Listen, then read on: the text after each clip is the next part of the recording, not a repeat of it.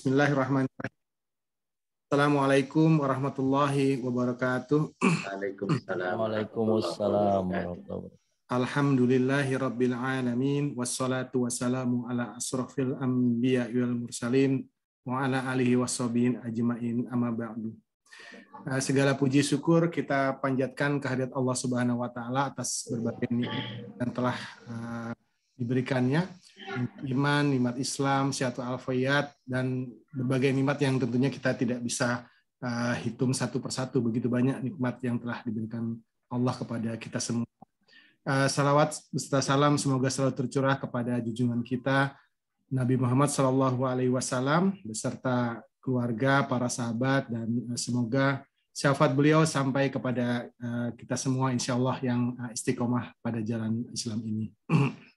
Baik, pertama tentunya terima kasih Ustadz yang telah selalu mengingatkan kami, mengajak kami untuk mengikuti kajian rutin ya hari Rabu malam ini, dan sudah sampai yang ke-13 untuk mengkaji bahasa Al-Quran ini ya Ustadz ya. Dan juga terima kasih buat teman-teman yang sudah menyempatkan waktunya hadir bersama-sama pada malam hari ini. Untuk mempersingkat waktu, kami persilahkan Ustadz membawakan kajiannya. Plus tadi yang saya sampaikan, Ustadz, ada teman kita juga yang sedang sakit ya, Ustadz Sam, Mbak Yuyun, dan mungkin ada teman-teman kita lainnya juga sedang sakit. Semoga segera Allah angkat sakitnya dan diberi kesabaran. Baik, silahkan Ustadz Sam. Baik, bismillahirrahmanirrahim. Assalamualaikum warahmatullahi wabarakatuh. Alhamdulillahilladzi anzala sakinatan fi qulubil mu'minin, asyhadu an la ilaha illallah wa asyhadu anna Muhammadan abduhu wa rasuluh. Allahumma sholli ala sayyidina Muhammadin wa ala alihi wa sahbihi ajmain, amma ba'du. Puji syukur kita panjatkan kepada Allah Subhanahu wa taala, selawat dan salam semoga Allah limpahkan kepada suri tauladan kita Nabi besar Muhammad sallallahu alaihi wasallam, pada keluarga, sahabat, dan pengikutnya hingga akhir zaman. Alhamdulillah pada malam hari ini Allah memberikan kesehatan kepada kita semua dan bisa istiqomah mengkaji Al-Quran, yang mudah-mudahan kita termasuk orang yang melaksanakan amalan yang terbaik. Ya. Jadi karena Rasulullah SAW menyatakan khairukum man ta'allamal Qur'ana wa 'allamahu. Sebaik-baik kalian adalah yang belajar Al-Quran dan mengajarinya kembali. Mudah-mudahan meskipun satu ayat atau dua ayat kita berbuat dinilai oleh Allah sebagai perbuatan yang paling baik. Sampai ke pertemuan ke-13, kalau mengkaji bahasa Al-Qurannya, kalau dulu kita mengkaji bahasa Arabnya, itu sampai pertemuan 21, jadi lumayan 21 sama 13 ya. Alhamdulillah, mudah-mudahan ini bagian dari kebaikan kita yang kita upayakan istiqomah. Ya, mudah-mudahan sampai ya kita semampu kita ya. Saya juga berupaya selama saya mampu, sehat dan ada waktu atau sengaja saya jadwalkan ya atau agendakan, mudah-mudahan Allah memberikan kemudahan untuk kita bisa istiqomah. Pada malam hari ini saya ingin ya kita beranjak dari surat Ali Imran, walaupun sebenarnya pilihan, tapi saya inginkan ya berdasarkan urutan surat ya, dan walaupun pilihan-pilihan. Dan pilihannya memang bukan random, tapi saya ingin ini kan terkait dengan akidah, kemudian terkait dengan nanti syariah, dan kemudian tentang akhlak dan seterusnya. Karena apapun atau ayat manapun yang kita pelajari itu tidak akan mengurangi nilai pahalanya. Karena semua ayat di Al-Quran itu adalah mukjizat dan semuanya mengandung Allah nilai sebagai mengkaji Al-Quran yang per hurufnya membacanya saja dapat pahala 10 kebaikan. Jadi oleh karena itu pada malam hari ini saya ingin memulai di pembahasan surat An-Nisa. Surat An-Nisa disebut dengan surat perempuan. Kenapa surat perempuan? Nah ini karena menjelaskan di dalamnya terkait dengan hukum-hukum tentang perempuan.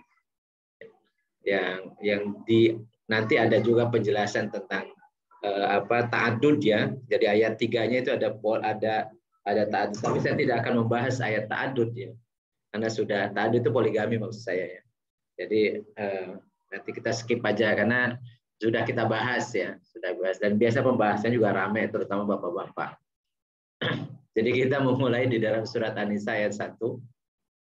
A'udzubillahi minasyaitonirrajim. Bismillahirrahmanirrahim. Ya ayuhan nasu taqu rabbakumul ladzi khalaqakum min nafsin wahidatin wa khalaqa minha zawjaha wa batha minhuma rijalan katsiran wa nisaa'a wattaqullaha alladzi tasaaluna bihi wal arhama innallaha kana 'alaikum raqiba. Wahai manusia, bertakwalah kalian kepada Tuhan kalian, Zat yang telah menciptakan kalian dari satu jiwa. Kemudian Dia menciptakan dari jiwa itu pasangannya. Kemudian Dia memperkembangbiakan dari keduanya, dari suami istri itu, rijalan kasiron, laki-laki yang banyak, wanisan dan juga wanita yang banyak. Wattaqullah, dan bertakwalah kalian kepada Allah, alladzi tasaaluna bihi, zat yang kalian saling meminta atau saling tergantung dengan menyebut namanya, bihi billahi maksudnya. Wal arham, dan jagalah, peliharalah oleh kalian silaturahmi. Sesungguhnya Allah terhadap kalian maha mengawasi. Raqibun artinya pengawas. Ayat ini dimulai dengan lafadz atau isim munadanya ayuhan nas. Jadi ya itu disebut dengan huruf nida. Huruf nida. Jadi ada yang viral kemarin adzan katanya manggil Tuhan, manggil Allah itu. Jadi ini penunjukan kebodohan dalam bukan hanya agama, ini keterlaluan banget ya. Ya boro-boro bahasa Arab ya. Karena adzan itu kan hayya 'alas shalah, hayya 'alal falah, itu minta ngajak manusia ya, makanya pakai speaker karena jauh ya, nggak kedengaran dari masjid, makanya pakai speaker supaya kedengaran, hayo kita sholat, hayo kita menuju kemenangan. Bukan memanggil Allah gitu. Memanggil Allah itu biasanya dalam doa pakai huruf nida, ya Rabbana, ya Rabbi, Allahumma, itu namanya menyeru Allah. Makanya kalau doa jangan pakai pengeras suara, ya, karena menyeru Allah kan gitu. Tapi kalau adzan pakai pengeras suara supaya karena nyuruh manusia. Jadi ini yang kelihatan tidak paham lah. Ya maklum aja ya, maklum aja. Jadi ya itu huruf nida ayuhan nasu, wahai manusia. Jadi mukhatabnya yang disuruh manusia. Jadi semua yang menyatakan diri manusia itu kena seruan atau jadi mukhatab. Ya, beda kalau redaksinya ya ayyuhalladzina amanu, berarti orang yang beriman doang yang diseru ya. Tapi ini ya ayuhan nasu. Jadi wahai manusia, semua yang merasa dirinya manusia ya diseru oleh Tuhannya. Ittaqu, bertakwalah ya, atau takutlah kalian. Robbakum, robba itu Tuhan. Tuhan kumnya kepada anas. Jadi suruh bertakwa kepada Tuhannya seluruh manusia. Kenapa Allah mendeklirkan sebagai Tuhan seluruh manusia? Karena Dialah alladzi khalaqakum min nafsin wahidah. Dia zat yang telah menciptakan kalian wahai seluruh manusia dari satu jiwa. Nafsu itu jiwa. Nah, di sini kita lihat ya, saya suka menekankan bahwa manusia itu terdiri dari 3 komponen. Yang pertama adalah nafsun atau jiwa, dan itulah diri kita. Terjemahnya biasanya diri ya. Tapi sebenarnya lebih pas jiwa. Kemudian yang kedua raga, jasadun atau jismun atau jasad ya, itu fisik, raga ya namanya. Kemudian ada roh itu sirul haya, namanya nyawa. Jadi manusia itu terdiri dari 3 komponen. Dirinya itu adalah jiwanya. Kemudian raganya itu sebagai casingnya yang menampung jiwa selama hidup di dunia. Kemudian nyawa itu sebagai sirul hayah, rahasia kehidupan. Jadi jiwa dan raga itu disatukan oleh nyawa. Ketika nyawa tidak ada, maka jiwa dan raga itu terpisah. Nyawa itu ketika hidup doang, dan ketika misalnya terpisah, jiwa balik kembali ke alam, kembali kepada Allah, ya, masuk ke alam barzah. Nyawa dicabut oleh Israel dan itu urusan Allah. Karena ketika hidup di dunia pun urusan Allah.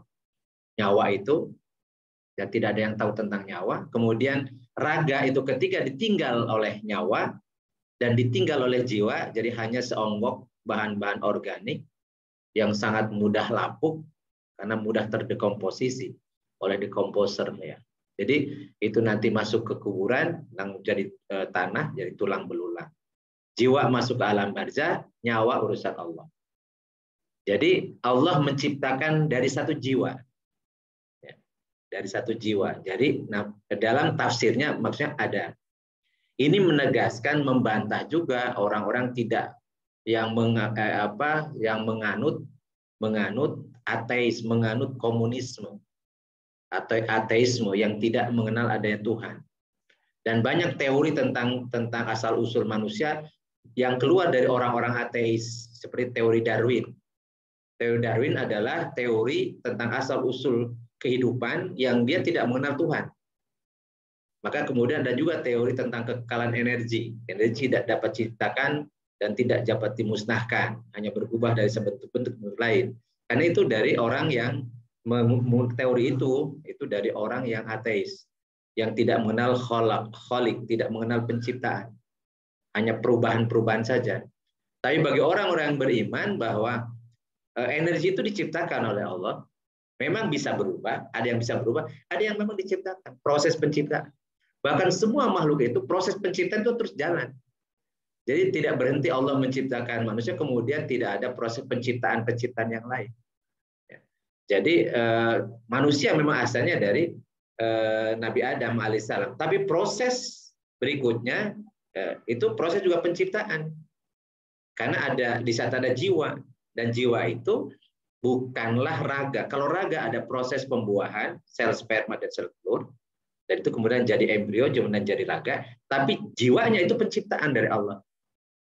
Jiwa manusia itu penciptaan. Jadi jiwa Adam, ya, kemudian Hawa, kemudian turun-temurun tuh. Nah, bagaimana prosesnya itu rahasia. Jadi kita nggak tahu. Dan yang jelas jiwa kita sudah bersaksi sebelum diciptakan, dilahirkan ke dunia, jiwa kita telah bersaksi bahwa apakah kalian mengakui bahwa aku adalah Tuhan kalian? Ketika Allah bertanya, maka jiwa kita telah menyatakan, bala syahid, betul ya Allah, kami menyaksikan bahwa Engkau adalah Tuhan kami. Nah, kemudian setelah lahir di dunia, maka kemudian mereka melanjutkan fitrahnya, mengakui Tuhannya. Makanya kullu mauludin yuladu alal fitrah, setiap manusia itu dilahirkan dalam keadaan fitrah. Jadi dia beragama, dia mengakui Tuhannya. Cuman dalam proses ketika berakal, bapak ibunya lah yang menjadikan dia Yahudi, yang menjadikan dia Nasrani, atau dia menjadikan Majusi. Tergantung orang tuanya. Alhamdulillah sebagian besar dari kita lahir dari orang tua yang Muslim.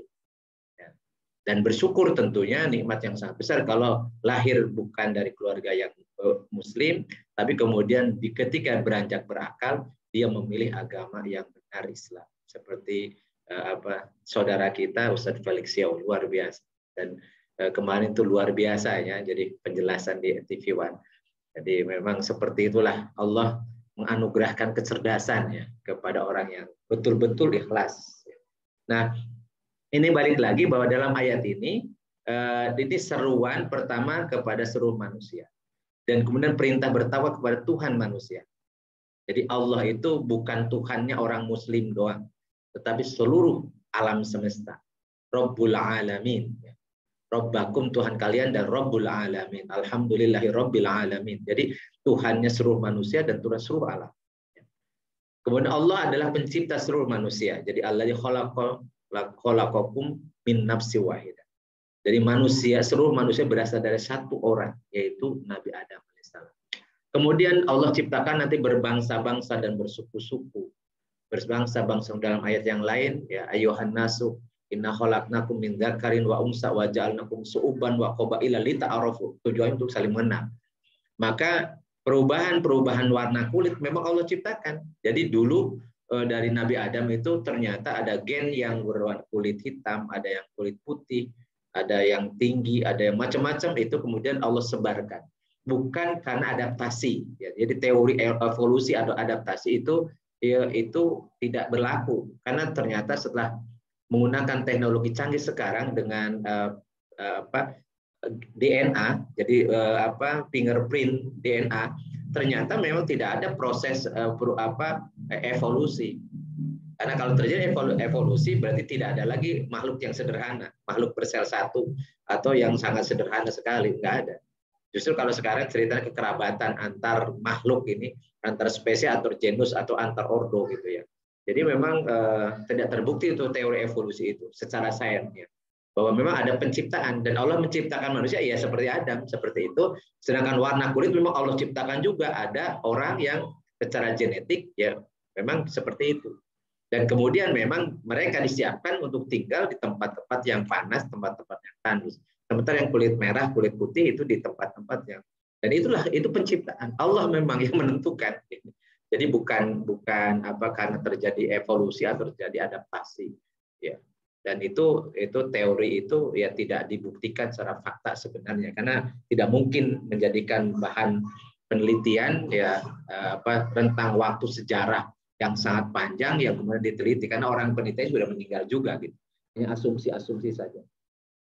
Kemudian ya dari seluruh manusia ini berasal dari satu orang. Jadi yang pertama yang saya jelaskan di sini tentang perintah bertakwa. Di dalam Al-Qur'an itu terdapat 245 kata takwa. Jadi takwa itu memang kata kunci orang itu dinilai oleh Allah dia menjadi penghuni surga atau tidak, sebagaimana yang sudah kita bahas minggu yang lalu ya tentang al-muttaqin, uiddat lil muttaqin. Jadi orang yang akan lolos di dunia itu kalau bisa mempertahankan ketaatannya. Jadi ketika dia diuji dengan kehidupan ini, dia bisa mempertahankan ketakwaannya sampai akhir hayat, sehingga ketika dia di akhir hayatnya husnul khotimah dikategorikan al-muttaqin, sehingga dia layak untuk menjadi penghuni surga yang kekal selama-lamanya. Jadi oleh karena itu memang sangat dominan di dalam Al-Qur'an kata takwa. Sampai 245 kata takwa. Ini sangat luar biasanya perintah ini. Nah, jadi kata takwa itu, jadi takwa bahasa Arab ya, kemudian sudah diadopsi ke bahasa Indonesia kata takwa itu. Jadi kata waqoya kiwikoya. Jadi kalau misalnya perintah bertakwa itu ki kalau sendiri, ittaqi bertakwalah kalau ada objeknya, atau jagalah ya, dari kata jaga. Maka dari itu arti takwa itu bisa hati-hati, bisa waspada, bisa mawas diri, memberi keimanan dengan mengamalkan syariat, dan masih ada kata-kata yang lain yang arti bahasanya ya. Sedangkan arti syara'nya ya itu biasa yang masyhur adalah al-imtitsalu bi awamirillahi wa jinabun nawahi. Melaksanakan seluruh perintah Allah dan menjauhi seluruh larangannya. Jadi melaksanakan seluruh perintah Allah dan menjauhi larangannya itu definisi yang sebagai sebuah rangkuman. Jadi takwa itu adalah menjalankan perintah dan meninggalkan larangan. Tentunya yang seluruh perintah itu maksudnya yang wajib dan meninggalkan semua yang haram. Jadi intinya yang wajib dan haram. Karena kalau yang sunnah itu tidak punya konsekuensi dengan siksa. Demikian pula yang makruh tidak konsekuensi dengan siksa. Maka dari itu takwa itu lebih penekannya melaksanakan seluruh kewajiban dan menjauhi seluruh yang diharamkan. Jadi seluruh yang wajib, seluruh yang tinggalkan, seluruh yang haram.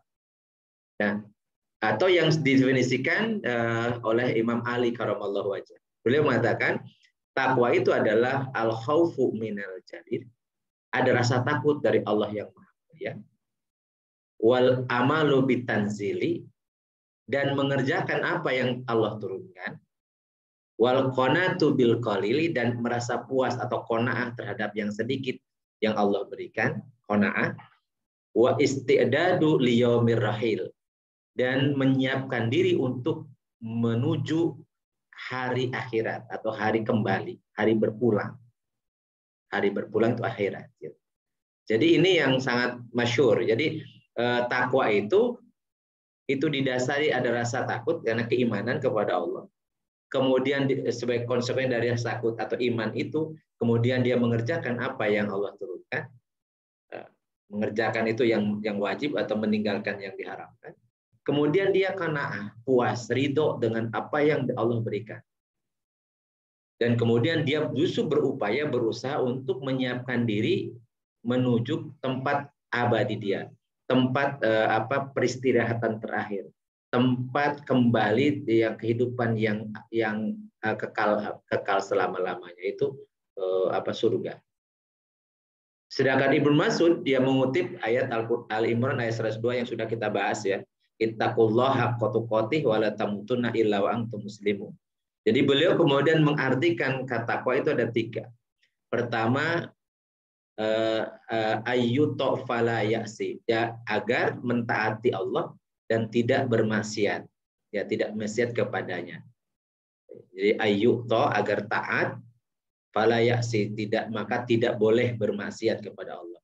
Wa yadhkur fala yansa, dan dia harus selalu mengingat Allah, tidak melupakan Allah. Kemudian wa yashkura fala yakfur, harus senantiasa bersyukur dan tidak kufur nikmat. Jadi hendaklah kata-kata ini sahabat yang mendefinisikan ini mestinya menjadi pegangan kita, bahwa orang bertakwa itu adalah orang yang senantiasa taat, tidak mau maksiat pada Allah.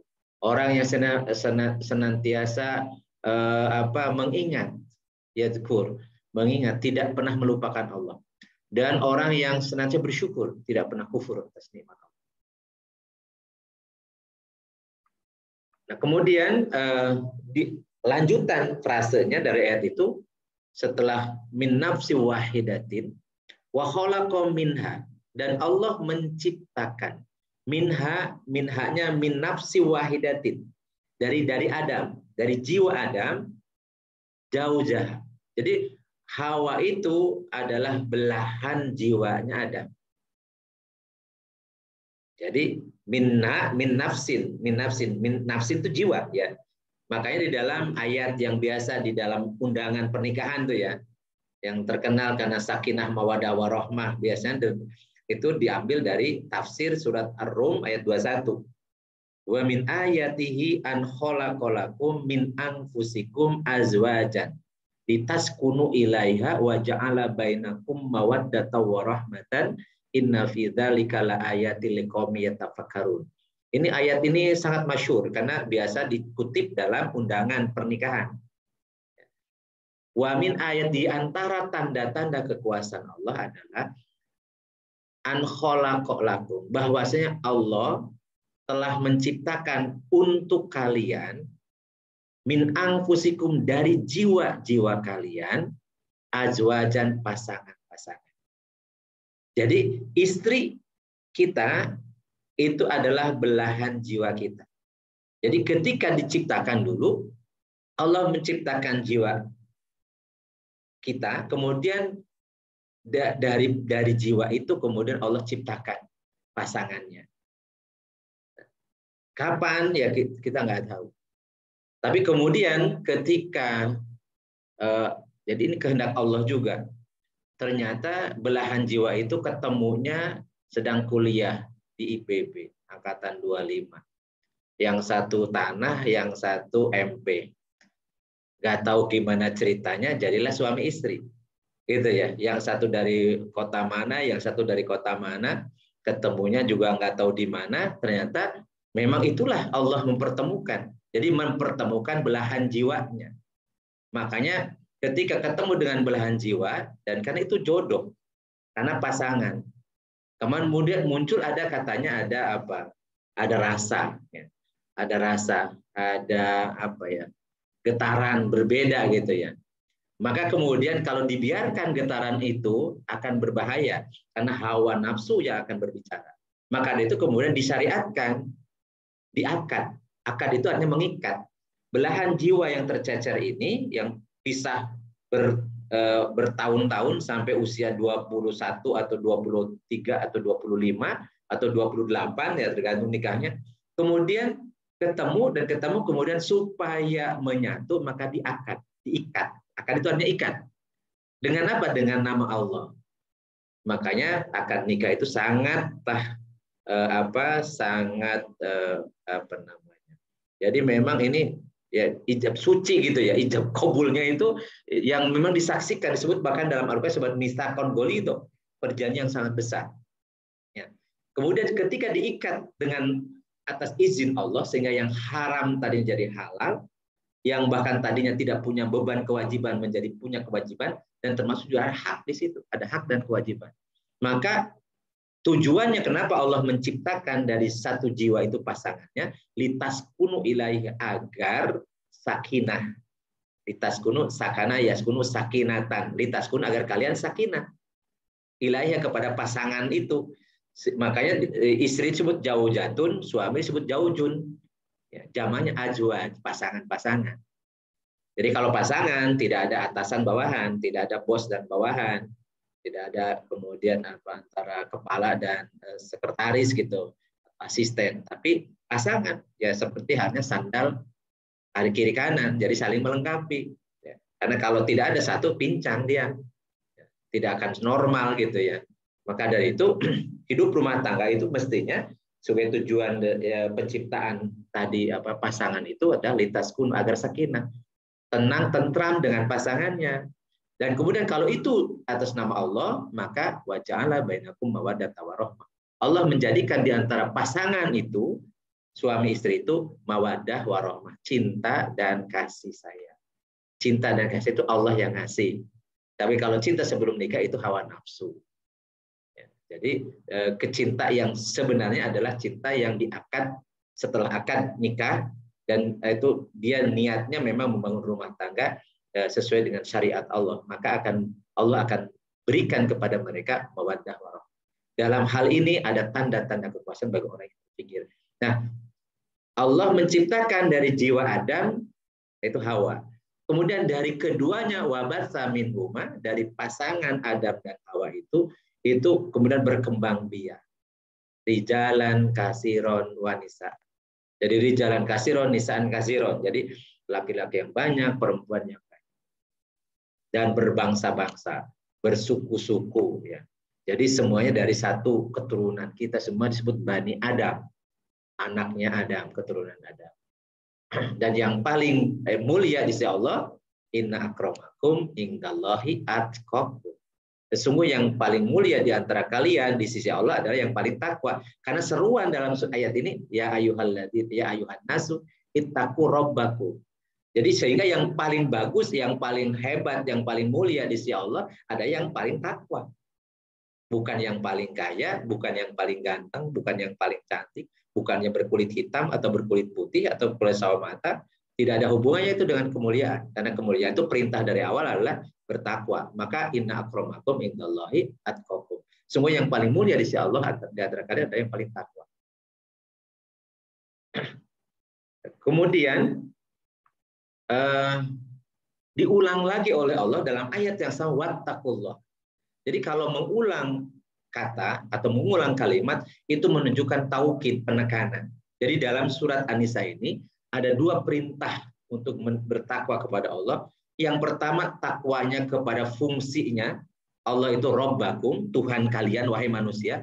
Nah, kemudian takwa yang kedua itu namanya Allah. Jadi bukan perannya sebagai Rabbakum, tetapi namanya yaitu Allah. Jadi Rabbakum adalah Allah gitu ya. Karena dalam satu ayat Rabbakum adalah Allah. Jadi makanya orang yang tidak mengakui siapapun di antara mereka, tidak mengakui Tuhan mereka adalah Allah, itu disebut dengan kufur, disebut dengan kafir. Jadi jangan marah-marah kalau disebut kafir oleh Allah gitu ya. Ya salah sendiri, dia tidak mengakui Tuhannya kan gitu. Malah ngakui Tuhannya patung. Tuhannya Lata, Uzza gitu ya, atau dewa gitu, atau bahkan makhluk, ya, makhluk, ya apa manusia dijadikan sebagai Tuhan, ya, padahal dia punya ibu gitu, punya ibu. Kenapa tidak Adam? Kan Adam lebih hebat mestinya daripada Isa gitu ya. Isa punya ibu dilahirkan. Kalau ada, nggak ada bapak, nggak ada ibunya. Kenapa tidak dijadikan sebagai Tuhan? Artinya kan sangat-sangat aneh gitu. Jadi kalau orang-orang tidak mengakui Tuhan mereka adalah Allah, ya wajar kemudian disebut dengan kufur, orang kafir. Jadi ya ayyuhalladzina kafaru gitu. Qul ya ayyuhal kafirun ya. Jadi jangan marah-marah, yang mengkafirkan adalah Tuhan mereka. Ya kenapa mereka tidak mengakui Tuhannya kan gitu. Jadi bukan manusia mengklasifikasikan orang itu kafir atau bukan, tapi Tuhan mereka, Tuhan kita semua, yaitu Allah Subhanahu wa taala. Jadi bertakwalah kalian kepada Allah alladzi tasaaluna bih. Nah, di sini tadi cerita tentang berkembang dari satu pasangan, suami istri Adam dan Hawa, berkembang menjadi laki-laki dan perempuan yang banyak karena mereka menikah, punya anak, punya cucu dan seterusnya. Kemudian dalam perannya dalam keseharian, maka mereka berinteraksi. Maka tetap diperintahkan bertakwalah kepada Allah alladzi tasaaluna bihi. Kalian saling meminta. Saling meminta maksudnya saling berinteraksi, karena nggak mungkin ada manusia soliter menyendiri. Pasti dia saling. Makanya menggunakannya katanya tasaalun itu dari sa'ala, resiprok, saling. Sa'ala ada saling meminta. Tasa'ala saling memerlukan. Jadi kalau tasa'ala ada dua, memberi dan meminta. Karena ketika meminta ada orang memberinya. Ketika orang memberi berarti dia meminta sebelumnya. Jadi seterusnya. Jadi ini saling, resiprok. Jadi bertakwalah kalian kepada Allah, zat yang kalian bersaling meminta, saling membutuhkan itu dengan nama Allah. Makanya senantiasa menggunakan bismillah. Dan berbuat apapun, kita memberi manfaat kepada orang yang ucapkanlah bismillah, kemudian kita menerima manfaat dari orang lain, maka jangan lupa nama Allah. Jadi hi-nya kepada Allah. Jadi alladzi tasaaluna billahi, yang kalian saling meminta karena Allah, yaitu dengan nama Allah. Wal arhama, dan wal arhama nih wa-nya wa atofnya kepada ittaqullaha. Maka bunyinya ini ada dua kalimat yang disatukan dengan waw atof, wattaqullaha alladzi tasaaluna bihi dan wattaqul arhama. Jadi wattaqul arhama. Jadi kan objeknya yang satu wattaqullaha, objeknya yang satu lagi arhama. Ini sama ya. Arhama itu objeknya. Jadi wattaqul arhama. Artinya jagalah oleh kalian tali rahim atau disebut dengan silaturahmi. Dan peliharalah oleh kalian tali silaturahmi. Itu perintah nih. Ittaqu di sini kalau tadi kepada Allah artinya bertakwalah. Tapi wattaqul arham maksudnya peliharalah, jagalah oleh kalian tali silaturahmi. Apa itu arham? Arham itu jamak dari rahim. Rahim itu uterus. Ya, atau kan tempat mengandung ya, itu rahim, namanya rahim ya, kita udah tahu rahim. Jadi oleh karena itu silaturahmi itu hukumnya wajib, dan ini perintah. Wattaqul arhama, jagalah oleh kalian, peliharalah kalian tali silaturahmi. Nah, ini kepada yang satu rahim. Satu rahim itu apa? Namanya kerabat. Kerabat itu ada dua. Ada kerabat yang memiliki hak warisan, namanya dawil irsi. Ada yang kerabat hanya hanya kerabat saja, namanya dawil arham saja sebagai kerabat. Maka dari itu nanti di dalam surat An-Nisa ini dijelaskan tentang warisan, Jadi ada konsekuensi dari yang alladzina tasaaluna dan duan al-arham. Maka di dalam ayat-ayat berikutnya itu menjelaskan tentang warisan. Siapa di antara kerabat yang menjadi ahli waris, siapa yang hanya kerabat tapi tidak menjadi ahli waris. Ya, nanti akan ada penjelasan berikutnya. Yang ini kita harus paham, karena pasti kita punya warisan, punya ahli waris, ya, punya kerabat. Ya, kerabat itu terbagi, ada yang dawil arham saja, hanya punya hubungan rahim saja, tetapi bukan dawil irsi. Ada yang dawil arham dan sekaligus dawil irsi, punya warisan. Tapi nanti kita jelaskannya ya. Maka dari itu dalam sebuah hadis Rasulullah SAW bersabda ya, Rasulullah SAW man ahabba ayyabsuta lahu fi rizqihi wa yunsa'alahu fi atharihi falyasil rahimah. Siapa saja yang ingin, yang suka untuk dilapangkan baginya rizkinya, dalam rizkinya, dan untuk dipanjangkan dalam umurnya, dalam usianya, maka dia harus menyambung silaturahminya. Jadi, dan ini hukumnya wajib. Silaturahmi ke siapa? Berarti kalau misalnya yang dawil irsi, orang tua. Kalau kita masih orang tua, ada ayah, ada ibu. Kalau ayah dan ibu, kalau kita meninggal, nih, ayah ibu itu tidak terhalang oleh siapapun. Kalau mereka masih hidup, mereka sebagai ahli waris. Ayah ibu, dan masing-masing. Ayahnya dapat, ibunya juga dapat. Walaupun mereka masih lengkap gitu ya. Doanya dapat. Tetapi kalau tidak ada, maka ya mungkin ke atas kakek, tapi kakek biasanya udah nggak ada duluan ya. Nah kemudian ke bawah anak, itu ring satunya anak, dan anak laki-laki itu jadi namanya asobah, dia akan menghabiskan. Jadi kalau ada anak nanti saudara ke kiri ke kanan itu tidak dapat. Kalau punya anak laki-laki, tapi kalau tidak punya anak laki-laki maka yang saudara itu dapat. Nah, nanti ini penjelasan di dalam tentang hukum warisan ya.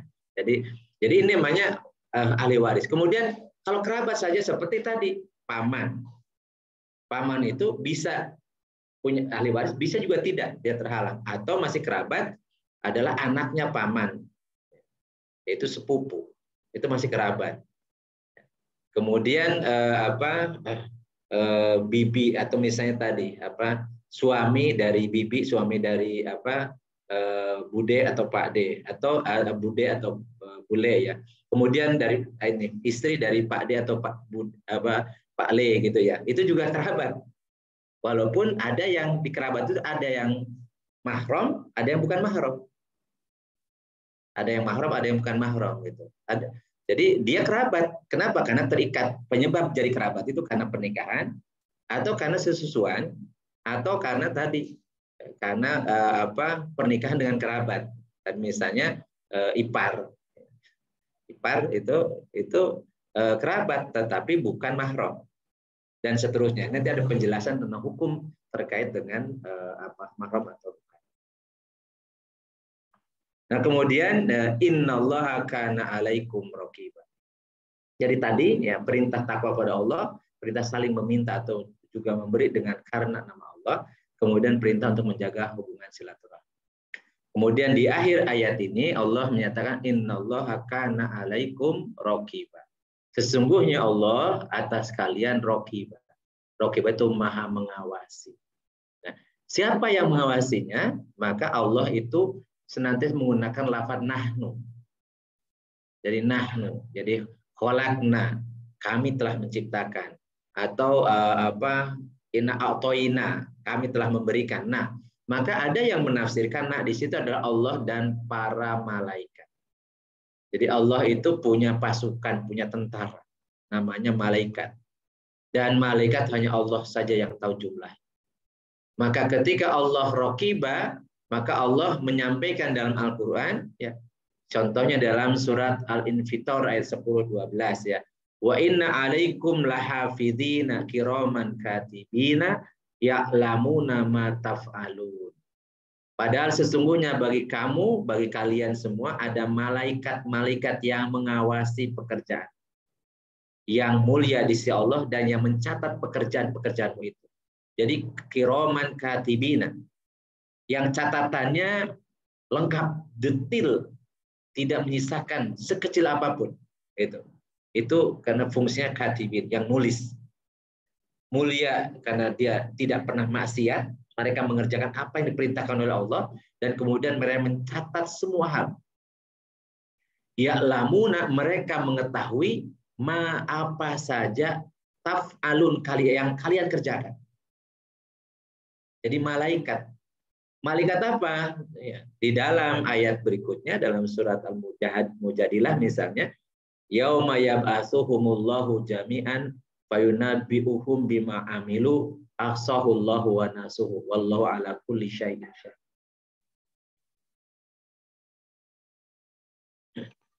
Jadi pada hari ketika mereka dibangkitkan Allah semuanya, lalu diberitakannya kepada mereka apa yang telah mereka kerjakan. Allah mengumpulkan, mencatat amal perbuatan itu padahal mereka telah melupakannya.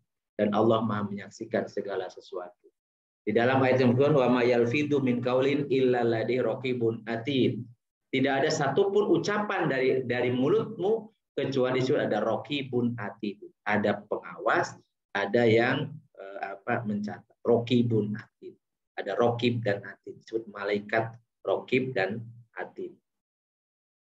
Nah, mudah-mudahan penjelasan dari surat An-Nisa ini ayat 1 ya bisa kita jadikan jadi kita renungan pada diri kita semua, karena ini ada hukum syara di sini. Pertama, takwa, sampai diulang untuk mengokohkan keimanan kita. Jadi Allah yang pencipta kita dan Allah yang menuntut kita untuk mengerjakan perintahnya dan menjelarangnya, sampai diulang 2 kali. Kemudian bagaimana perintah untuk silaturahmi, dan kemudian kesadaran bahwa Allah mengawasi kita. Allah mengutus malaikat untuk mencatat semua amal kita. Tidak ada satupun yang kita perbuat kecuali ada catatannya. Kecuali kemudian kita bertobat, maka catatan itu akan dihapus. Wa yukaffiru anhu sayyiati. Kalau kita bertobat dan diterima tobat kita, Allah akan menghapus catatan-catatan keburukan-keburukan kita. Diganti dengan kebaikan-kebaikan. Wallahu a'lam. Mudah-mudahan ini sebagai pembuka diskusi ya. Jadi kita judulnya mengkaji, jadi mengkaji itu ya bukan tausiah ya, namanya mengkaji ya. Kalau tausiah ya saya beri tausiah, kemudian teman-teman sekalian menyimak, setelah itu kemudian bubaran ya. Tapi ini kita mengkaji, jadi boleh berdiskusi dan boleh juga punya opini, punya pendapat dan seterusnya. Monggo silakan, saya kembalikan dulu ke Mas Arya. Baik, Ustadz Sam, terima kasih atas kajiannya Ustadz ya. Jadi kalau kajian boleh silakan bertanya, memberikan pendapatnya. Silakan Bapak Ibu yang ingin menyampaikan. Atau sebelum yang lain Ustadz, izin tanya Ustadz. Boleh, mangga. Iya, tadi di awal tentang mungkin tidak berhubungan langsung dengan tema kajian, bahwa ada orang-orang yang seperti kita pada umumnya kan sejak lahir sudah Islam ya Ustadz ya, dan juga yang memang lahir di tengah keluarga yang non Muslim gitu ya. Nah itu apakah ada dalil atau bahwa sebenarnya mereka itu ada diberi kesempatan Allah untuk berpikir gitu ya, Ustadz, tentang tentang ketuhanan gitu ya, ketuhanan gitu buat mereka gitu. Jadi pertama memang kan kullu mauludin yuladu alal fitrah, itu dalilnya bahwa setiap yang dilahirkan, setiap bayi, maulud itu artinya yang dilahirkan. Jadi yang dilahirkan atau bayi, yuladu dilahirkan alal fitrah, berada dalam fitrah. Jadi kalau misalnya walaupun itu orang tuanya non Muslim ya, kalau masih bayi dia fitrah sampai dia akil balik. Jadi akil balik. Jadi kalau ini secara fikihnya, anak-anak dari non Muslim secara penilaian, kalau dia belum akil balik, dia hukumnya sama. Walaupun nanti perlakuan secara fikihnya beda. Ya. Misalnya ada anak kecil ya, dia non Muslim, dia kemudian misalnya tadi baca Quran macam-macam, dia tidak diperbolehkan. Kenapa?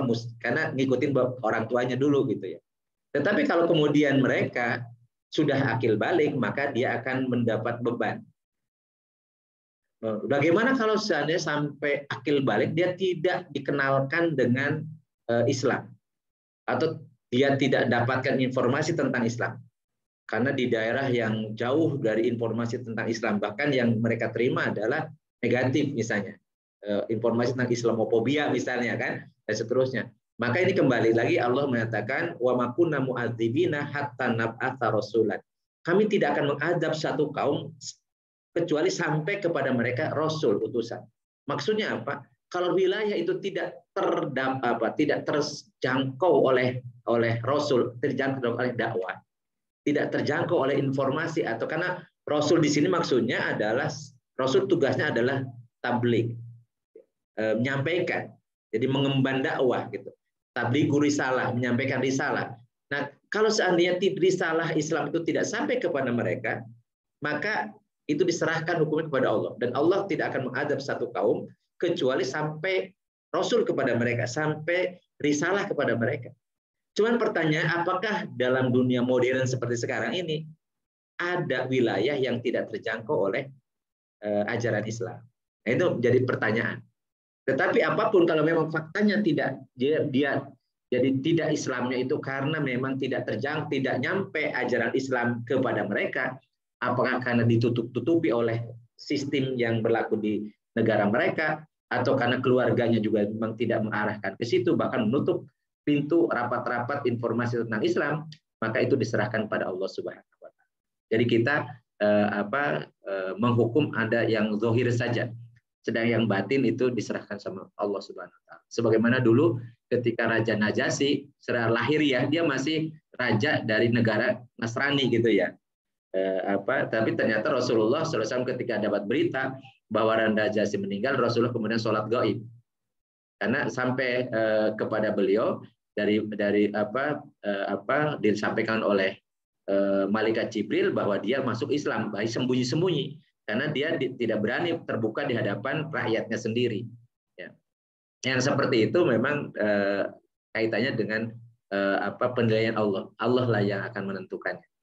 Tetapi kalau masih belum akil balik, maka dia tidak kena sanksi. Artinya rufi al-qalam, jadi dicabut catatan atau pertanggungjawaban ala salasi rojulin, atas 3 kelompok manusia. Ya, yang pertama ya an-naimu hatta yastaiqodo, orang tidur sampai dia bangun. Jadi kalau dia masih tidur, nggak sadar, apapun yang dikerjakan tidak akan dihisab. Atau al-majun hatta yafiko, orang gila sampai dia sembuh.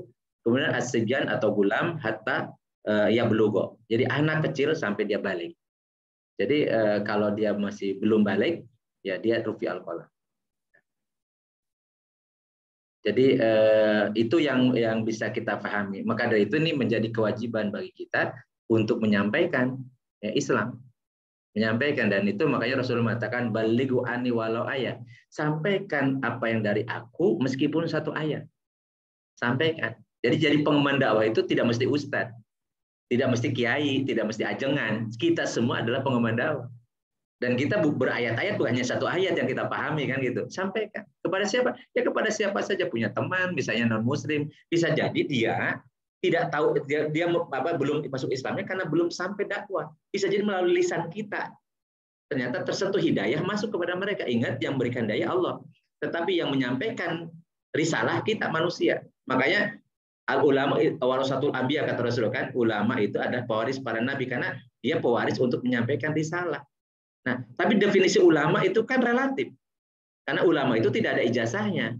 Orang yang berilmu ya. Orang berilmu kan semua orang bisa berilmu. Tapi siapa yang menyebutkan ulama? Ya kemudian orang-orang saja. Padahal belum tentu dia betul-betul berilmu. Karena yang sepengetahuan saya, orang yang berilmu itu adalah orang yang takut kepada Allah. Kalau dia misalnya dia hafal banyak ayat, hafal hadis macam-macam, tapi dia tidak takut kepada Allah, itu bukan ulama, bukan orang berilmu. Karena definisi ulama sebagaimana disampaikan oleh Allah kan, innama yahsallaha min ibadihi al-ulama. Hanya sungguhnya yang takut kepada Allah dari hamba-hambanya adalah ulama. Jadi kalau ada orang yang disebut ulama tapi tidak takut kepada Allah, bukan ulama dia. Iblis itu pinter banget tapi pembangkang kan itu. Kan gitu. Jadi ulama itu siapa? Orang yang takut kepada Allah itu ulama. Dan ulama itu pasti punya ilmu dan sampaikan ini walaupun 1 ayat ya, apa yang disampaikan ke kita walaupun 1 ayat. Insya Allah. Baik, terima kasih Ustadz. Sekarang sudah bergabung 26 ya teman-teman kita sama Ustadz di 27. Ada yang dari Samarinda nih, Kang Cucu.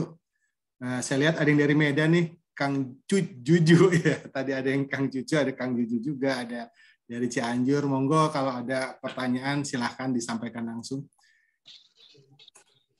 Kang Denny, mau ada yang disampaikan? Alhamdulillah. Jazakallahu khair atas kesempatan yang diberikan Kang Arya. Assalamualaikum Pak Ustadz juga untuk Waalaikumsalam. Waalaikumsalam. Kang Deni, mangga. Mangga Kang Deni. Qabildu atas sharing ilmunya, kajiannya. Semoga Allah Subhanahu wa taala memberikan kemudahan kepada kita semua untuk memahaminya. Amin amin ya Rabbal. Jika diberikan kemudahan untuk menyampaikannya kepada saudara-saudara kita yang lain. Insyaallah. Ini berkaitan tadi bahwa pasangan kita itu adalah belahan jiwa. Ada sedikit yang menggelitik, tapi ini mohon maaf kalau misalkan dikatakan atau diibaratkan kenaifannya. Belahan jiwa itu kan dalam pikiran awam, yang namanya dibelah itu belum tentu dua atau mungkin dua ya. Artinya duplikasi dari dirinya gitu loh. Dibelah gitu. Nah ini berkaitan dengan belahan jiwa itu bagaimana dengan seorang laki-laki yang diberikan ketetapan oleh Allah Subhanahu wa taala, artinya apa yang bukan disiapkan ya, apa yang diberikan oleh Allah kepada yang bersangkutan agar belahan jiwanya itu bisa dibelah-belah. Maksudnya Allah kan memberikan kesempatan kepada seorang laki-laki. Nah, ini belahannya ada 3 tuh. Mengarah ini. Kan begitu ya? Iya, iya. Ada menggelitik. Nah, artinya apakah ya istilahnya ini suatu mungkin Allah juga sudah menentukan bahwa jodohnya yang bersangkutan itu akan setiap orang mungkin bukan setiap orang bisa berbeda-beda gitu. Nah, bagaimana itu penjelasan dari Pak Ustadz mengenai atas fakta yang terjadi seperti itu gitu. Ya. Baik. Baik. Nih Kang Deni nih susah ini pertanyaannya nih. Karena hal yang gaib ya. Karena di situ wa min ayati an khalaqalakum min anfusikum azwajan. Anfus itu jama dari nafsun. Nafsun itu artinya jiwa kan. Seringkali terjemahnya diri kan, diri terjemahannya gitu kan. Ya diri kita itu jiwa kita kan gitu ya. Wa nafsi wa masawaha, dan demi jiwa serta penyempurnaan penciptaan jiwa kan gitu. Jadi anfus itu artinya jiwa. Jadi min anfusikum azwajan. Azwa itu jamak dari zaujun atau zaujatun. Kalau perempuan zaujatun pasangan ya. Ingat jiwa itu tidak ada jenis kelaminnya, Ustaz. Jadi jiwa itu kan tidak jenis kelaminnya. Di sini juga kan minha tuh. Di dalam surat An-Nisa tadi alladzi khalaqahum min wa minha zaujaha kan min wa minha wa khalaqa minha, haknya itu hak kan muannas ya. Maksudnya nafsi wahidatin. Dan sifatnya juga nafsu wahidatin. Wahidat itu naat atau sifat muannas. Nah, nanti belum lagi nanti kalau kita pulang kembali kepada Allah, irji'i pakai ya, irji anti fi ibadi, ya irji'i ila rabbiki bukan rabbika. Wadkhuli. Jadi itu ki semua sebenarnya gini. Makanya jiwa kita itu non jenis kelamin. Ya, non jenis kelamin sehingga di dunia ini yang kemudian pasangan itu identik dengan laki perempuan. Padahal dari awalnya minha jiwa, walaupun yang laki-laki itu disebut minha, bukan minhu. Ya kan? Jadi Adam itu jiwa Adam itu minha. Bukan minhu. Kalau minhu kan laki-laki mestinya ya. Tapi minha kok jadi muannas ya. Sama irji'i ila rabbiki, bukan rabbika. Kalau sudah selesai hidup di dunia disuruh pulang kembali ke Tuhan, pada Tuhanmu, tapi bunyinya rabbiki bukan rabbika. Artinya sebenarnya kalau jiwa itu disebut pasangan-pasangan dari jiwa itu, apakah yang dimaksud pasangan laki-laki dan perempuan? Kita tidak tahu. Nah, itu makanya ini yang gaib. Makanya berat nih kalau menjelaskannya karena jiwa itu non jenis kelamin. Yang jenis kelamin itu raga. Begitu dicek ya oleh di USG ketika dihamil, oh ini laki-laki, ini perempuan. Kenapa kok ada jenis kelamin di raga itu? Karena fungsi fungsi reproduksi untuk bisa libakoinau untuk melanjutkan keturunan. Makanya penyimpangan terhadap fitrah ini adalah kemaksiatan. Karena kalau seandainya yang laki dengan laki-laki tidak akan mungkin akan terjadi keturunan. Jadi fitrahnya kan supaya laki-laki dan perempuan, Adam dan Hawa. Jangan siapa itu laki-laki dengan laki-laki nggak bakalan bisa, itu nggak sesuai dengan fitrah. Makanya itu dimurkai oleh Allah karena menyimpang dari fitrah manusia. Nah, adapun kemudian pas di dunianya ketika jenis kelaminnya ternyata belahan azwajan itu ternyata jadi raganya jadi 2, 3 atau 4 atau ganti-ganti. Ya, ganti di situ divorce, ganti yang lain macam-macam. Nah, apakah yang divorce itu bukan pasangannya, bukan belahan jiwanya, atau belahan jiwa yang tertukar? Nah, itu kita nggak tahu. Saya nggak bisa jawab. Tapi ketahuilah bahwa jodoh itu Allah nentukan, tetapi memilih siapa yang dinikahi itu kita pilihannya. Apakah yang kita pilih itu memang jodohnya, memang belahan jiwanya, atau yang lainnya? Itu hanya Allah yang tahu. Tapi makanya ketika mau memilih jodoh, kita suruh sholat istikharah. Minta dipilihkan oleh Allah bahwa benar-benar ini adalah belahan jiwanya. Apakah belahan jiwanya bisa 2? Kalau ayat Al-Qur'annya fankihu ma tobalakum minan nisa masna wa thulatsa wa ruba', ya berarti kalau 4-4-nya itu memang belahan jiwa, bisa jadi. Apakah nanti jiwa bisa dipilih-pilih? Wallahu alam. Belahannya berapa? Wallahu alam. Karena memang jiwa beda dengan raga, bukan fisik. Sampai sekarang pun kita nggak ngerti jiwa kita ada di mana. Ilmu jiwa ada, ilmu raga apalagi kan gitu ya. Sakit raga ada, sakit jiwa juga ada, tapi nyawa nggak ada, ilmu nyawa nggak ada, sakit nyawa nggak ada, ya kan? Ketika kita tidur nyawa ada, raga ada, tapi jiwa nggak ada. Ketika tidur ya, dan seterusnya. Nah, tapi kita nanti bahas lagi. Jadi ini menarik loh. Jadi sekarang ini hukumnya boleh Kang Denny mau nikah masna wasulasa waruba nggak ada masalah ya, cuman diceritakan itu fa'in hibtum alla ta'dilu fawahidatan. Kalau Kang Denny takut tidak bisa berlaku adil maka satu saja. Iya, satu aja Kang. Tuh Kang Daniel jangan sok berani-beranian. Mudah-mudahan bisa menjawab ya tadi penjelasan aja. Ini dia kamera off lagi di jewer itu, saya tahu itu. Ketahuan nanya itu. Baik, berikutnya udah Daniel nih, udah gol tangannya di reset. Oke. Silakan belah 2, belah 3. Ya ada 4, tapi mudah-mudahan ringan-ringan saja. Mudah-mudahan juga mewakili beberapa pertanyaan dari teman-teman. Yang pertama begini, lamaran itu ada nggak sih memang diatur gitu ya di Al-Quran atau di agama kita ya? Itu Tad. Kita kalau ini saya lanjutkan, silakan Tad. Ya, lamaran itu bahasa Arabnya namanya khitbah. Khitbah itu melamar atau sebenarnya khitbah itu hanya menyeru meminta. Ya, meminta itu. Jadi maksudnya proposal. Ya, seorang laki-laki meminta kepada seorang laki-laki lain sebagai wali dari anak perempuan untuk menikahi anaknya perempuannya. Itu namanya hitbah. Dan hitbah itu disyariatkan dan memang dikecualikan. Jadi siapa yang mau menghitbah seorang perempuan boleh dia melihat bagian yang sebenarnya tidak boleh dilihat kalau itu yang menarik dia untuk menikahinya. Tetapi tentunya dengan izin dari walinya.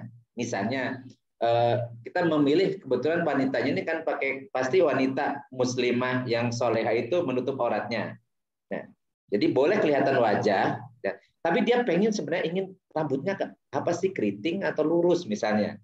Ketika dia menghitbah minta izin sama walinya, bolehkah aku melihat putrimu tidak pakai kerudung, gitu ya. Ketika kata bapaknya ini boleh silahkan, begitu kelihatan dan itu jadi rahasia dia. Dan itu dibolehkan kalau dia sedang menghitbah. Dan hukumnya haram menghitbah wanita sedang dihitbah orang lain. Sama dengan haram menawar barang yang sedang ditawar oleh orang lain. Masya Allah. Jadi ketika dia sudah menghitbah, maka terikat tuh. Terikat. Jadi oleh karena itu Allah mensyariatkan tuh menghitbah. Dalam rangka apa? Usaha manusia sebagaimana ketika kita membeli barang itu disunahkan menawar. Disunahkan untuk menawar. Walaupun untuk kurban misalnya, jangan dipermainkan sama tukang jualan ternak ya kurban itu. Nggak boleh nawar kalau untuk kurban. Enggak, ini jual beli, bukan mau kurban, jual beli. Jadi hukumnya hukum jual beli. Nah, demikian pula hitbah. Jadi kita untuk melihat misalnya ini menarik atau tidak, maka dan memang niatnya memang untuk betul-betul menghitbah, bukan untuk mencari aib dan seterusnya, enggak.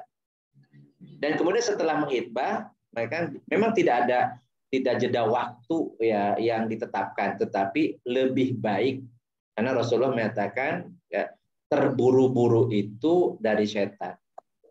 Kecuali ada 3, buru-buru menguburkan jenazah, buru-buru menikahkan, buru-buru membayar hutang, buru-buru menikahkan seorang perempuan ya putri kita yang sudah dilamar oleh laki-laki baik, laki-laki soleh gitu. Jadi buru-buru itu memang tidak ada relatif ya waktunya, tapi jangan pernah memberikan peluang untuk terjadinya kemaksiatan karena habis melamar, waktunya lama, mereka kemudian pacaran. Karena pacaran itu identik dengan berdua-duaan, bersepi-sepian, kemudian dan seterusnya. Yang ketiganya adalah setan. Itu pertama ya. Jadi ada tentang lamaran tadi, hitbah. Oke. Next. Saya ini dari Minang. Ya, di sini juga kalau nggak salah ada Dila ya. Ada beberapa hal dari sisi lamaran dan warisan ya. Kami itu memang saya nggak tahu ya. Kalau saya sih memang kita dilematis ya antara kita mengikuti tradisi atau adat dan agama ya. Karena di tempat saya sendiri, saya dari kota Padang pesisir gitu ya, Padang kota, Padang Pariaman, itu yang melamar memang perempuan gitu loh. Ya. Saya dilamar Ustadz ya, kalau di Pinang gitu loh. Nah ini bagaimana ya hukumnya ya? Tapi memang ini masih sampai hari ini masih kontroversial ya. Apakah kita mengikuti adat, tradisi ya, atau kita mengikuti agama gitu loh. Silakan Ustadz mungkin dikomentari Ustadz. Iya. Tidak sama juga terjadi untuk warisan Ustadz. Untuk warisan ya. Mungkin pernah dengar ya Ustadz ya? Iya, betul. Jadi silakan. Memang ini sebenarnya kalau misalnya ngikuti slogannya orang Minang sebenarnya tidak akan bertentangan sebenarnya kan. Karena adat bersanding sara itu sebenarnya kan bukan berarti adat mengalahkan syara kan sebenarnya. Jadi adat itu menyesuaikan dengan syara sebenarnya. Jadi adat atau dalam bahasa Sunda uruf itu juga dipakai. Uruf ada kebiasaan yang sifatnya turun temurun yang tidak bertentangan dengan syariat itu berlaku. Berlaku gitu. Jadi kebiasaan Arab dulu orang Arab ya, yang itu tidak bertentangan dengan syariat masih berlaku. Jadi kecuali kalau tadi adat bertentangan dengan syara. Jadi tidak boleh adat mengalahkan syara. Itu hukum asalnya. Cuman saya nggak tahu pas pelaksanaannya. Saya yakin dulu nenek moyangnya orang Minang itu memahami maksudnya adat bersanding dengan syara itu bukan berarti adat mengalahkan syara. Pasti syara akan di atas. Karena karakter orang Minang orang taat pada agamanya kan gitu. Orang fanatik terhadap agamanya. Tapi saya nggak yakin kalau kemudian terjemahannya bahwa kemudian ketika syara mengatur sesuatu kemudian adat bertentangan dengan syara maka adat didahulukan. Saya tidak yakin itu yang diajarkan oleh nenek moyangnya orang Minang. Saya nggak tahu kemudian kesininya ya gitu. Kesininya. Jadi intinya gitu. Dalam Islam adat boleh tetap dijalankan selama tidak bertentangan dengan syara. Intinya gitu kata kuncinya. Ustadz, silakan Gila dikomentari. Iya, saya ini maaf ini udah Daniel sepertinya sih Udah Daniel nih harus belajar lagi adat ya. Iya, Nah, makanya diajarin dong. bukan, saya juga nggak begitu paham detailnya. Tapi secara umum begini Ustadz. Seperti Ustadz bilang bahwa adat Besanusara, serat bersani Kitabullah, itu saya juga baru tahunya ya udah dewasa juga gitu. Nggak ada yang salah sih sebenarnya. Seperti lamar itu, yang saya tahu gini. Jadi kalau melamar, misalnya seorang laki-laki Daniel misalnya suka dengan si A gitu ya. Nah, secara Islam Daniel itu harus melamar ke bapaknya. Misalnya ke bapaknya si A. Setelah bapaknya si A menerima kamu sebagai calon menantu saya. Tapi secara adat enggak kamu yang datang ke saya gitu loh. Jadi harus deal dulu antara si laki-laki itu dengan bapak si perempuan. Nah, secara adat nanti dirapatkan kalau udah cocok benar baru keluarga secara adat ini keluarga perempuan yang datang ke pihak laki-laki itu menghargai si laki-laki itu gitu loh. Itu adat, tapi kalau udah melakukan secara Islam ya udah seperti yang tadi itu sederhana seperti tadi gitu. Tapi mau dia bawa ke adat, habis itu banyak lagi macam-macamnya, yaitu adat gitu. Nah itu menurut saya sebenarnya nggak ada yang bertentangan, cuman mungkin ilmu kita menggalinya itu sampai di mana gitu. Itu kalau nggak salah ada bukunya dan ada kasetnya juga deh Daniel. Betul. Gitu. Sama dengan warisan Mbak Dila, yang warisan sepengetahuan saya nih Minang itu ada harta adat matriarkat turun temurun itu tidak boleh dibagikan. Jadi itu memang itu tempat berkumpulnya ya, karena kebanyakan orang-orang Minang itu pada kemana-mana ya. Jadi ada tempat pembalikan istilahnya. Jadi tidak dibagikan. Itu biasanya harta-harta adat ya. Iya. Memang biasanya yang tinggal di sana itu perempuan. Maka itu dititipkan, jadi dia titipan aja. Jadi bukan dimasukkan ke dalam harta warisan. Itu sebenarnya saya ngobrol sama orang, kebetulan ada di sini orang Minang ya. Dia ceritanya seperti itu. Jadi memang yang rumah adat itu, yang memang harta adat ya, itu tidak diwariskan dan sebenarnya dititipkan kepada anak perempuan, karena anak perempuan umumnya ada di kampung halamannya. Sementara yang laki-laki bisa merantau gitu ya. Sehingga mereka kalau pulang kampung itu ada pembalikannya. Tempat pembalinya apa? Ya rumah itu. Iya, betul. Kalau tidak salah gitu ya. Ya, jadi di Padang itu ada harta rendah, harta tinggi disebutnya. Nah, jadi kalau misalnya dia ibu dan bapak kita punya penghasilan, punya barang, punya harta, dia meninggal. Itu dibagi secara Islam. Dari bapak dan ibu itu.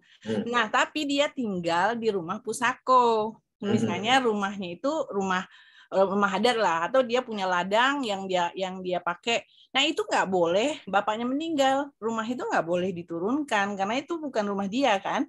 Nah, itu rumah si ibu yang diturunkan dari pamannya, dari siapa. Nah, itu yang disebut harta pusako. Makanya di Sumatera Barat itu pembangunan itu nggak begitu gencar. Kenapa? Banyak harta-harta itu yang tidak dijual karena pemiliknya itu udah turun-temurun gitu. Nah itu, jadi kita harus bedakan. Jadi nggak ada sih yang menentang adat kalau menentang Islam gitu. Tapi kalau banyak sih kalau kita melakukan semua adat istiadat tuh banyak yang menurut kita mubazir gitu loh. Ini perlu sih sebenarnya gitu kan. Itu sebenarnya mungkin bukan menentang Islam, tapi dalam perjalanannya ada inilah salah-salah gitu kan.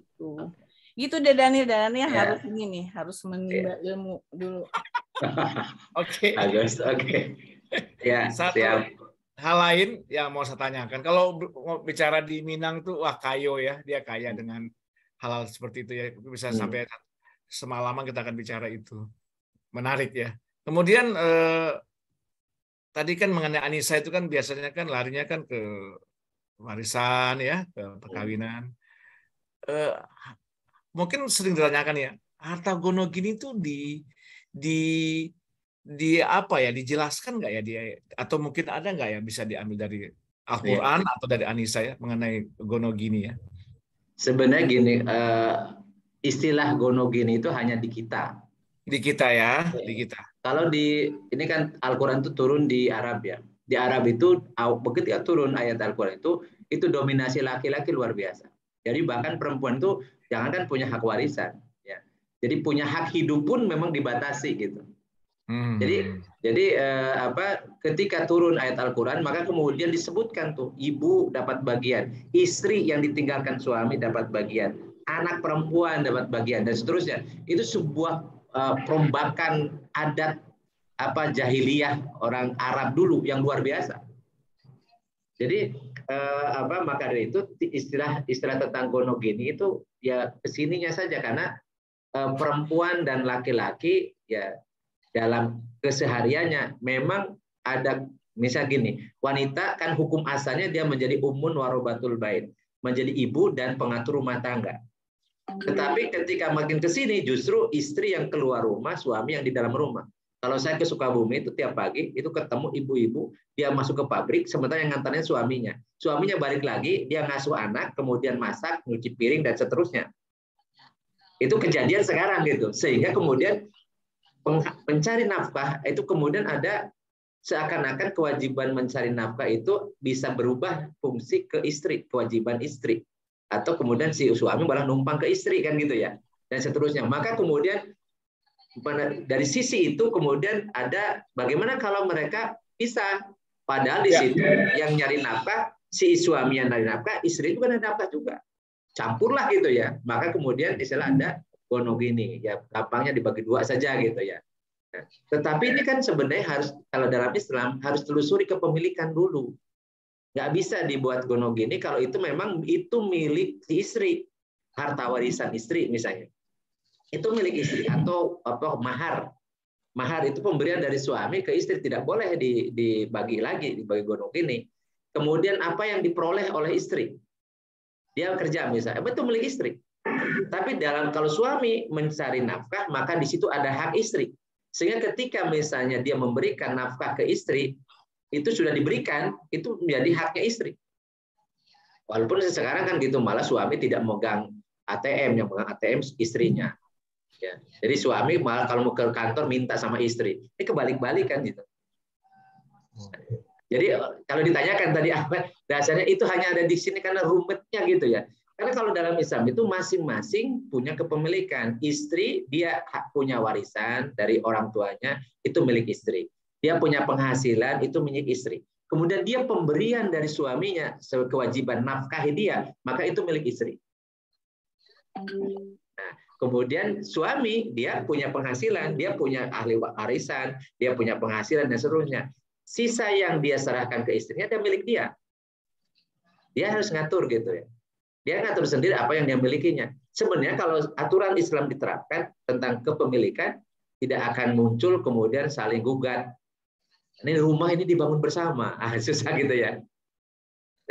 Jadi ya, oleh karena itu untuk solusinya maka muncullah di sini istilah gonogini. Walaupun gimana ini ya ada nggak tuntunan dari Rasulullah? Ya tuntunannya adalah itu kepemilikan siapa.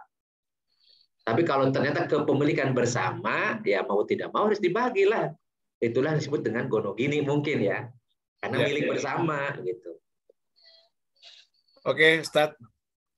Yang terakhir Ustadz, ini mungkin buat teman-teman yang mungkin mau punya mantu nih, ya insya Allah. Ya mengenai posisi pengantin perempuan. Ya kan saat ini kan kalau kita lihat di saat mau ijab kabul kan ada yang berdua duduknya, ada yang dihadirkan setelah terjadi ijab kabul. Ya. Nah ini kan syariat ya, Ustaz ya. Jadi kita nggak bisa bilang kita harus beda-bedakan tradisi apa tidak. Ini memang satu mandatori yang harus kita ikuti gitu loh ya. Ya betul. Nah, tolong kami dikasih pencerahan Ustaz mengenai ini Ustaz. Ya. Sebenarnya gini ya, harusnya kan terpisah ya. Karena yang akad itu kan antara laki dengan laki-laki. Ngapain untuk perempuannya diikut sertakan? Yang akad itu adalah pengantin pria dengan wali. Ya. Wali itu tidak boleh perempuan, wali itu laki-laki. Dan saksi juga laki-laki. Ya. Petugas KUA itu nggak ada yang perempuan kayaknya. Petugas KUA itu yang biasa yang menikahkan itu laki-laki semua. Kan gitu ya. Jadi sebenarnya akad itu harusnya terpisah dari komunitas perempuan. Jadi karena memang di situ, kan gini, Kan mereka belum jadi mahram. Ya. Belum jadi mahram. Nah, kemudian ya kan sekarang kan kenapa mahram kok jadi tidak sangat penting? Ya karena gimana bisa dianggap penting sekarang ini pada pacaran juga udah masih belum ini sudah nginep di tempat calon mertuanya macam-macam. Jadi ya tadi ini kan oknum-oknum yang memang tidak bisa jadikan pembenaran ya. Jadi ya masa dihadirkan nggak boleh selama ini mereka sudah berdua kemana-mana. Nah itu bukan boleh berdua kemana-mana itu sudah benar, enggak itu salah. Harusnya memang ini antara pengantin pria dan pengantin wanita itu belum pernah dia berdua-dua, belum pernah. Dan memang boleh kemudian disatukan ketika sudah jadi mahram. Kapan jadi mahram? Dengan bapak ibu mertuanya. Kapan jadi mahram? Ketika akad. Setelah akad jadi mahram dia. Makanya kemudian ya kalau sudah akad sih silakan mereka jadi kumpul karena sudah jadi mahram. Tapi kalau belum akad mestinya kan tidak dikumpulkan. Makanya syariat yang benar itu ya tadi dipisah. Akad itu di laki-laki saja. Nanti aja perempuan aja, gitu kan? Jadi apalagi kemudian udah undangan campur baur. Beli lagi undangannya kayak kita kan di kita ini yang istri orang itu kalau di rumah compang-camping bau bawang bau macam-macam, begitu mau kondangan wah didandanin macam-macam menornya, apalagi kalau di selebritis gitu ya, pakaian yang pasti ketat dan macam-macam, campur baur laki-laki perempuan. Ini gimana pembahasan syara'nya? Karena larangan ikhtilat kan macam-macam gitu kan. Ini Pak, ini adat kayak gini bertentangan dengan syariat. Ya, jadi harus tunduk adat itu kepada syariat. Walaupun orang mengatakan biasa di sini mah enggak, kalau menurut syariat enggak biasa kayak gitu. Jadi harus dirubah gitu. Terpisah. Akad itu udah komunitas laki-laki saja, percayakan saja. Kalau mereka sudah deal ya, sudah saling suka waktu lamaran itu, dia kan terima. Udah terima, makanya kayak akad maksudnya udah nggak ada masalah. Ngapain juga dihadirkan di situ kan? Apalagi pakai kerudung, dikerudungin ya. Ini deh. Loh kan belum nikah mereka, ngapain tempel-tempel gitu. Dan kemudian setelah akad kemudian suruh sun gitu ya. Nah kayak gini kan jadi gimana gitu ya. Ya, jadi ciuman di depan umum gitu ya. Ya walaupun sudah halal ya, tapi kan ada gimana gitu yang contohkan yang nggak benar gitu. Ya. Oke. Ya nanti kalau nikahkan ya bisa aja lah. Ini pertanyaan buat calon mantu ya, bukan buat kita loh, Kang Den ya. Ya buat calon mantu ya. Diingat ya, bukan kita ya, calon mantu ya. Sama yang mau mantu. Ya Pak yang mau mantu, bukan buat aki-aki ya. Oke. Ya kita juga kan nanti jadi wali kayak yang punya anak perempuan gitu. Amin. Ya. Ustadz, seandainya kita melakukan seperti itu, seperti yang terjadi itu ya biasa di nikah, terus udah gitu walaupun datang kemudian kan perempuan dipanggil datang, terus saya begitu Ustadz. Nah terus tapi tetap hajatannya seperti yang biasa di gedung-gedung. Andaikan seperti itu tuh dosa apa bagaimana Ustaz? Jatuhnya gitu hukumnya itu. Ya, gini itu sebenarnya apa pribadi apa gimana itu Ustaz? Jadi dosanya kan, diulang ya, kalau dosa diulang. Iya, pertama ini kan dalam kehidupan ini kan kehidupannya jadi kehidupan jadi umum ya atau ada khusus. Jadi ada kehidupan umum dan kehidupan khusus. Nah, karena kita bikin acara kita tidak boleh membuat acara yang mengakibatkan ikhtilat. Ikhtilat itu campur baur pria wanita bukan mahram. Karena Rasul mengatakan la yahluwana imra'atin bi imra'atin illa ma'adu mahramin minha fa inna asalisuma syaitan. Tidak boleh laki perempuan itu misalnya berdua-duaan atau bersepi-sepian kecuali ketiganya ada mahramnya di situ. Karena yang ketiga setan. Kemudian dilarang tidak campur baur yang tidak punya hubungan, tidak punya keperluan. Bukan tempat umum, misalnya bukan di pasar, bukan di kendaraan umum, tapi di tempat yang memang kita setting, tapi kemudian mendatangkan orang banyak, dicampur baur. Apalagi kemudian mereka ya tadi bisa mojok, bisa macam-macam. Belum lagi tadi mereka tidak menundukkan pandangan, mereka kemudian tabarut dan seterusnya ya. Jadi yang dosa yang membuat acaranya, yang buat acaranya, ya makanya yang membuat acara tadi makanya saran dari Uda kan gitu ya untuk calon yang punya mantu. Jadi nanti bikin walimah, tolong membuat yang sesuai dengan syariat supaya berkah. supaya berkah. Kenapa? Ya kita jangan ikut-ikutan gaya Barat lah. Kalau Barat kan memang ya namanya orang sekuler, ya jangan bawa-bawa agama lah dalam hajatan gitu ya. Jadi mereka makan sambil berdiri, sambil ngobrol, sampai kemudian bahkan yang kemudian ada goyang-goyang, nyanyi-nyanyi, macam-macam, dansa-dancing, macam-macam gitu. Ya kita kan Muslim nggak kayak gitulah. Kita ingin bagaimana nyontoh Rasul kan gitu ya. Ya apalagi kalau yang usianya sudah kayak kita ini ya sudah nggak pantas lagi ya. Menanggap organ tunggal kemudian naik ke goyang-goyang sama biduan macam-macam, aduh lihatnya juga ya gimana gitu loh. Jadi ini kalau kita standar kita syariat ya bukan kebiasaan. Kalau kebiasaan mah ya kayak gitulah gitu. Jadi kita berusaha. Jadi kalau kita yang membuat acaranya, maka kita setting acara itu supaya tidak ada kemaksiatan terjadi pada acara yang kita buat. Kalau itu terjadi karena justru kita mengkondisikan acara itu sehingga orang terjadi kemaksiatan di situ, ya kita berdosa. Karena kan pilihan itu. Makanya tadi upayakan kalau kita bikin hajatan dipisahlah. Karena kita tidak menjamin Pak kamu ini pakai pakaian nutup aurat lengkap enggak, gitu kan? Nah, bagaimana kalau undangan kan yang diundang kan macam-macam. Kalau pakai rok mini gimana? Nanti gimana laki-laki? Ini kan kalaupun penampilannya seperti orang-orang taat gitu ya. Tapi kalau lihat yang bening-bening kemudian yang terbuka kan, waduh, ya kan suruh menundukkan pandangan kan? Yang gudu min absorihim gitu kan? Wa yahfadzu furujahum kan perintahnya gitu, tundukkan pandangan. Kapan tundukkan pandangan? Bukan suruh nunduk terus enggak. Kalau melihat aurat dan muncul syahwat itu tundukkan pandangan. Nah, kalau kita bikin hajatan, kemudian walimah karena campur baur, sementara kita tidak menjamin, kan tidak bisa ngatur orang yang datang. Yang orang datang pakai mini, pakai macam-macam, ya menor-menor macam-macam, udah nggak kerukuran. Terus gimana dong? Ya, bagaimana tuh para tamu laki-laki? Ya, yang paling repot kan istrinya yang dibawa itu, karena suaminya jelalatan kemana-mana, istri tidak ini karena sudah dianggap ini barang lama gitu. Ini dia barang baru, repot itu. Nah, ya. Aduh.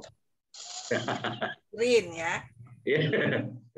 Mikir caranya gimana nanti buat acaranya, Dila. Oh, sekarang mah banyak ini EO yang biasa kayak gitulah, aman, insya Allah. Udah meritnya pakai Zoom aja lah ya.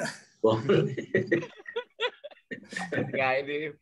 Bisa. Akad nikah boleh nggak menikahkan anak saya dulu bisa. Ini yang mau nikahkan juga yang laki-laki juga settingnya kayak gitu. Pas akad di masjid dipisah, kemudian pas walimahnya dipisah. Jazakallahu Ustadz jawabannya, insya Allah ya, mudah-mudahan juga ada juga istilahnya ada pandangan lah buat teman-teman juga. Baik ya. Ya, makasih. Ya, pertanyaan ini mewakili yang mau mantu-mantu nih. Calon-calon ini. Bukan buat diri sendiri, bukan. Iya. Nah, nggak apa-apa di sini juga nggak. Pokoknya yang penting gitu, kalau jadi pemberani, tapi harus konsekuen.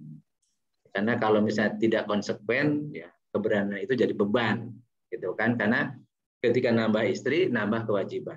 Ketika lalai akan kewajiban, berat tanggung jawabnya di akhirat. Jadi makanya ya teman-teman yang pernah punya istri di mana, kemudian meninggalkan anak, tolong dicek lagi sebelum mereka nuntut di akhirat ya. Jadi dicek lagi, karena mau nikah siri, nikah yang tercatat di KUA itu semuanya mereka adalah anak-anak yang sah, punya hak dan kewajiban yang sama. Jadi kalau meninggalkan anak di mana, kemudian karena sudah cerai dianggap bukan tanggung jawab kita lagi, berat nanti. Ayo ya. Kalau harus ngaku dari sekarang gitu ya. Yang kemarin sembunyi-sembunyi harus ngaku sekarang, daripada jadi nanti rugi di akhirat. Ya, nanti jadi orang muflis, orang bangkrut. Ya, ingat anak kita, istri kita itu punya hak atas kita. Jadi kalau kemudian istrinya dicerai, oke, udah bebas kewajiban kita. Tapi anak yang ditinggalkan itu tidak bebas kewajiban kita menafkahinya. Kalau seandainya diabaikan itu di akhirat nanti mereka nuntut hak-hak mereka, hak untuk dinafkahi, kemudian dibiayai, kemudian dididik, diarahkan sampai dia dewasa, sampai dia bisa mandiri. Nah kalau itu misalnya ini maka akan dibayar di akhirat. Kalau punya kebaikan, pahala dari sholat, dari haji, dari sedekah macam-macam. Kalau tidak punya kebaikan, keburukan mereka kemudian ditimpakan ke kita, berat kita. Nanti ada anak-anak yang menggeret seseorang yang tadinya mau jadi penghuni surga jadi penghuni neraka karena dia abaikan ke hak-hak mereka ketika hidup di dunia. Makanya nggak sederhana ini, nggak sederhana. Jadi jangan hanya cuman pengen poligami, pengen nikah lagi, tapi tidak mau tanggung jawab akan kewajibannya. Jadi pengen enaknya doang, tapi kewajibannya nggak mau. Berat nanti, dengdek nanti di akhirat tuh, miring-miring nanti. Ya. Kasihan nanti orang lain masuk surga itu bypass, dia mah miring-miring dulu dibebanin sama tanggung jawab yang tidak tertunaikan ketika itu. Dengerin udah Daniel tuh. Ya mau wacana aja. Mau wacana kok nanya-nanya aja sih. Semua berawal dari alasannya bantu temen nanya padahal sendiri. Masa 25 tahun wacana terus sih? Istiqomah. Baik. Suami takut istri kalau di rumah ya. Ya, istiqomah katanya. Itu ada singkatan baru istiqomah, ikatan suami, takut istri kalau di rumah. Istiqomah. Baik, teman-teman sekalian, insya Allah minggu depan kita lanjut lagi. Ya, udah 9:30. Ya, baik, kita akhiri dengan doa. Yang pertama kita doakan saudara kita, Pak Yuyun ya. Mbak Yuyun. Mbak Yuyun, dan mungkin ada teman-teman yang sedang sakit. Kita doakan mereka, mudah-mudahan Allah berikan kesembuhan dan jadikan sakitnya ini sebagai penebus kesalahan-kesalahan mereka. Dan mudah-mudahan ya mereka diberikan kesabaran. Amin. Allahumma sholli wa sallim wa barik ala sayyidina wa habibina wa karimina wa turina wa maulana Muhammad wa sallim radhiyallahu tabaraka wa ta'ala an kulli sahabati Rasulillah ajmain. Amin ya rabbal alamin. Alhamdulillahirabbil alamin, hamda syakirin, hamda na'imin, hamda yuwafi ni'amahu wa yukafi'u mazidah. Ya rabbana lakal hamdu kama yanbaghi li jalali wajhika wa 'azimi sultanik. Allahumma inna nas'aluka ridhaka wal jannah wa na'udzubika min sakhatika wan nar. Allahumma rabbana yuyun anta syafi la shifaan illa shifauka shifa'u la yughadiru saqaman. Allahumma rabbana isfi anta syafi la shifaan illa shifauka shifa'u la yughadiru saqaman. Allahumma rabbana isfi anta syafi la shifaan illa shifauka shifa'u la yughadiru saqaman. Allahumma yassir lana umurana kullaha wa la tu'assir alaina. Allahumma hasil maqasidana. Allahumma ja'al amalana kullaha khalisan liwajhikal karim. Allahumma ja'al amalana kullaha khalisan liwajhikal karim. Allahumma inna nas'aluka husnal khatimah. Allahumma inna nas'aluka husnal khatimah. Allahumma inna nas'aluka husnal khatimah. Rabbana la tuzigh qulubana ba'da idh hadaitana wa hab lana min ladunka rahmatan innaka antal wahhab. Rabbana atina fid dunya hasanah wa fil akhirati hasanah wa qina adzabannar. Wa sallallahu ala sayyidina Muhammadin wa ala alihi wa sahbihi wa barik wa sallim. Subhanakallahumma wa bihamdika asyhadu an la ilaha illa anta astaghfiruka wa atubu ilaik. Subhana rabbika rabbil izzati amma yasifun wa salamun alal mursalin walhamdulillahi rabbil alamin. Billahi taufiq hidayah. Assalamualaikum warahmatullahi wabarakatuh. Waalaikumsalam warahmatullahi wabarakatuh. Jazakallah khairan katsira Ustaz Sam. Sama-sama. Dan teman-teman semua yang sudah hadir. Sama-sama. Selalu sehat semuanya. Sampai minggu depan kita ketemu. Sampai minggu depan. Untuk semua pelaksananya kegiatan. Maaf lahir batin. Sama-sama. Izin live ya. Salam.